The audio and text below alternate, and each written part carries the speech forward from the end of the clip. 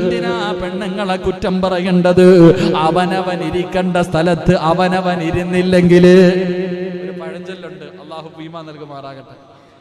പല ഭർത്താക്കന്മാരും ഭാര്യയോട് പറഞ്ഞാൽ ഭാര്യ അനുസരിക്കാറില്ല. അതിനുള്ള കാരണം എന്താ?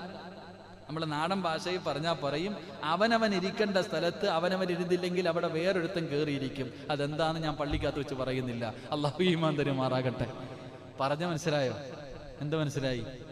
നീ നിൽക്കേണ്ടടുത്ത് നിന്നില്ല, അത് തന്നെ നിന്റെ കുഴപ്പം. അള്ളാഹു കാത്തിരക്ഷിക്കുമാറാകട്ടെ.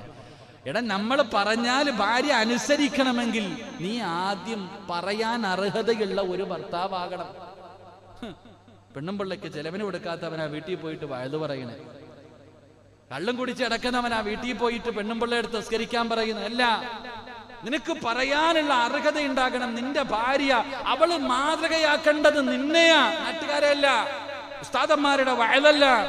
അള്ളാഹുവിന്റെ റസൂൽ അവിടെ നിന്ന് പറഞ്ഞ പരിശുദ്ധമായ ഖുർആൻ, അള്ളാഹുവിന്റെ ഖുർആനാ പറഞ്ഞത്. ഈ ദുആ ചെയ്യുന്നവന് സ്വർഗ്ഗത്തിൽ ഒരു കൊട്ടാരമുണ്ട്.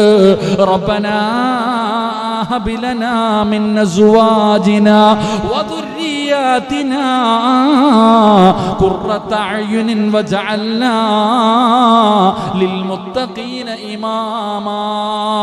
ഇത് ദുആ ചെയ്യുന്നവന് സ്വർഗ്ഗത്തിൽ ഒരു വീടുണ്ടെന്ന് നബി മുഹമ്മദ് മുസ്തഫ സല്ലല്ലാഹു അലൈഹി വസല്ലം എന്താ ഈ ദുആയ്ക്കത്ത് പറയണം? അല്ലാഹുവേ, അല്ലാഹുമ്മ റബ്ബനാ ഹബിലനാ മിൻ അസ്വാജിനാ. അല്ലാഹുവേ, പടച്ചോനെ, നിന്നെ പേടിയുള്ള ഒരു പെണ്ണിനെ എനിക്ക് ഭാര്യയായിട്ട് തരണേ തമ്പുരാനെ.